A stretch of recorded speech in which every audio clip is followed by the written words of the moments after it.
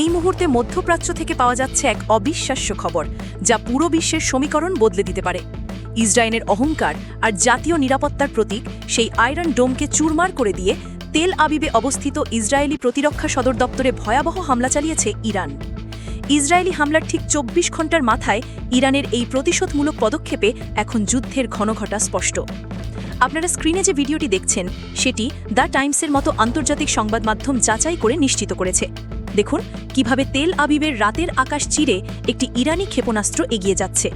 Israeli iron ডোম ক্ষেপণাস্ত্রটিকে আটকানোর চেষ্টা করছে, কিন্তু সব প্রতিরোধ ভেঙে চোখের পলকে সেটি আঘাত হানছে একটি ভবনে। ১৯ সেকেন্ডের এই ভিডিও ক্লিপটি এখন বিশ্বজুড়ে আলোচনার কেন্দ্রে। বিকট শব্দে ধেয়ে আসা ক্ষেপণাস্ত্র, আলোর ঝলকানি এবং তারপর এক বিশাল আগুনের গোলায় কেঁপে ওঠে তেল আবিব। যে জায়গায় হামলা হয়েছে সেটি ইসরায়েলের প্রতিরক্ষা বাহিনীর সদর দপ্তর কিরিয়ার একেবারে কেন্দ্রস্থল। এর পেছনেই দেখা যাচ্ছে বিখ্যাত মার্গানিট টাওয়ার। অর্থাৎ হামলাটি যে কতটা নিখুঁত এবং পরিকল্পিত তা স্পষ্ট। ইসরায়েল যে আয়রন ডোম নিয়ে গর্ব করত, যা কিনা রকেট থেকে শুরু করে বড় ক্ষেপণাস্ত্রকেও আকাশে ধ্বংস করে দিতে সক্ষম, সেই প্রযুক্তিকে এবার ব্যর্থ প্রমাণ করল ইরান। ইহুদিদের জাতীয় গৌরবের প্রতীক আজ চূর্ণ হয়ে গেল। কিন্তু প্রশ্ন হল, ইরান কেন এমন বিধ্বংসী পদক্ষেপ নিল? এর উত্তর লুকিয়ে আছে ঠিক ২৪ ঘণ্টার আগের ঘটনায়। গতকাল সকালে ইরান দাবি করে ইসরায়েল তাদের পারমাণবিক স্থাপনা এবং সামরিক ঘাঁটিতে ভয়াবহ বিমান হামলা চালিয়েছে। সেই হামলায় ইরানের বেশ কয়েকজন শীর্ষ সামরিক কর্মকর্তা এবং পরমাণু বিজ্ঞানী নিহত হন। তেহরান তখনই কঠোর প্রতিশোধের হুমকি দিয়েছিল, আর আজ তারই প্রতিফলন দেখল বিশ্ব। কিন্তু এখানেই শেষ নয়, গল্পটা মোড় নিচ্ছে অন্যদিকে।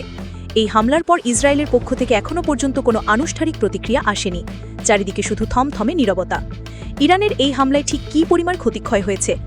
ইসরায়েলি প্রতিরক্ষা সদর দপ্তর কি সত্যিই সম্পূর্ণ ধ্বংস হয়ে গেছে? আর সবচেয়ে বড় প্রশ্ন, ইসরায়েলের সেই দুর্ধর্ষ গোয়েন্দা সংস্থা মোসাদ এবং সামরিক বাহিনী এখন কি করবে? তাদের পরবর্তী পদক্ষেপ কি হতে চলেছে? এই নীরবতা কি আরও বড় কোনো ঝড়ের পূর্বাভাস? তাহলে মধ্যপ্রাচ্য কি তাহলে একটি পুলনামাত্র বলে যুদ্ধের দিকে এগিয়ে যাচ্ছে?